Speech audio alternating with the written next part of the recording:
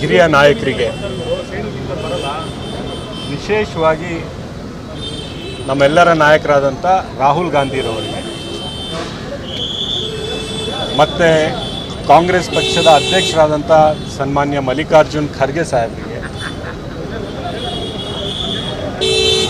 ನಮ್ಮ ಮುಖ್ಯಮಂತ್ರಿಗಳಾದಂಥ D K Shivakumar ಅವರಿಗೆ ಮತ್ತು ವಿಶೇಷವಾಗಿ ನಮ್ಮ ನಾಯಕರಾದಂಥ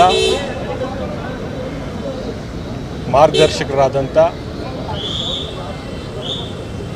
ಸನ್ಮಾನ್ಯ ಸಿದ್ದರಾಮಯ್ಯ ಸಾಹೇಬರಿಗೆ ಧನ್ಯವಾದಗಳನ್ನು ನಾನು ಹೇಳಕ್ಕೆ ಬಯಸ್ತೇನೆ. ಇವತ್ತು ನನ್ನನ್ನು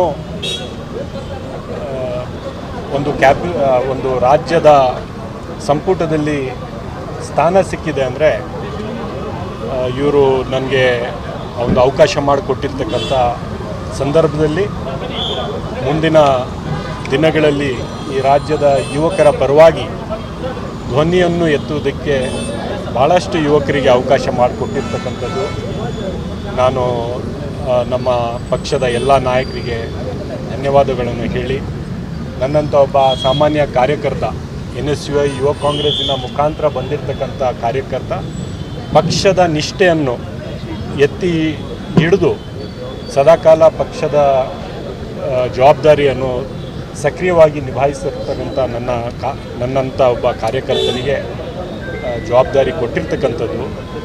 ನಾನು ಅವ್ರಿಗೆ ಕೃತಜ್ಞತೆಗಳನ್ನು ಸಲ್ಲಿಸ್ತಾ ಇದ್ದೇನೆ.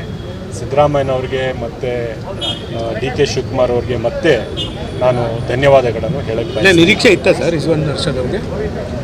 ಕಾಂಗ್ರೆಸ್ ಪಕ್ಷದಲ್ಲೇ ಒಬ್ಬ ಕಾರ್ಯಕರ್ತ, ಒಬ್ಬ ಯುವಕ ಅಧಿಕಾರಕ್ಕೆ ಬರ್ಬೋದು ಅಂತ ನಿರೀಕ್ಷೆ ಇರೋದು. ಬೇರೆ ಯಾವ ಪಕ್ಷದಲ್ಲೂ ನನ್ನಂಥ ಒಬ್ಬ ಕಾರ್ಯಕರ್ತನಿಗೆ ಈ ಮಟ್ಟಕ್ಕೆ ಬೆಳೆಯೋಕ್ಕೆ ಅವಕಾಶ ಸಿಗುತ್ತಾ? ಸೊ ನಿಶ್ಚಿತವಾಗ್ಲೂ ನಿರೀಕ್ಷೆ ಇತ್ತು. ಆ ನಿರೀಕ್ಷೆ ತಕ್ಕಂತೆ ನನಗೆ ಅವಕಾಶ ಕೊಟ್ಟಿರ್ತಕ್ಕಂಥದ್ದು ನನಗೆ ಸಂತೋಷ ತಂದಿದೆ. ನಾನು ಎಲ್ಲರಿಗೂ ಮತ್ತೊಮ್ಮೆ ಧನ್ಯವಾದಗಳನ್ನು ಒಟ್ಟ ಕುದುರೆಯನ್ನು ಏರುವೆ.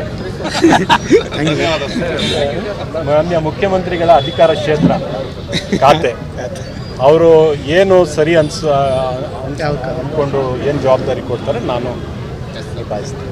ನಮ್ಮ ಕಾರ್ಯಕ್ರಮಗಳನ್ನ ನೀವು ನೋಡ್ತಾ ಇದ್ರೆ ನಮ್ಮ ಚಾನೆಲ್ ಅನ್ನ ಸಬ್ಸ್ಕ್ರೈಬ್ ಮಾಡಿ, ಪಕ್ಕದ ಬೆಲ್ ಐಕನ್ ಒತ್ತಿ ನಮ್ಮನ್ನ ಬೆಂಬಲಿಸಿ. ಹಾಗೆ ನಮ್ಮ ಕಾರ್ಯಕ್ರಮಗಳನ್ನ ಲೈಕ್ ಮಾಡಿ, ಕಮೆಂಟ್ ಮಾಡಿ, ಅದನ್ನ ಬೇರೆಯವರಿಗೂ ವಾಟ್ಸ್ಆಪ್ ಮೂಲಕ ಶೇರ್ ಮಾಡಿ. ನೀವು ಹೀಗೆ ಮಾಡಿದಾಗ ನಮ್ಮ ಚಾನೆಲ್ ಇನ್ನಷ್ಟು ಮತ್ತಷ್ಟು ಜನರಿಗೆ ತಲುಪಲು ನೀವು ನಮ್ಮೊಂದಿಗೆ ಸಹಕರಿಸಿದ ಹಾಗಾಗುತ್ತೆ. ಇದು ನೀವು ಯಾವುದೇ ಖರ್ಚಿಲ್ಲದೆ ಕೆಲವೇ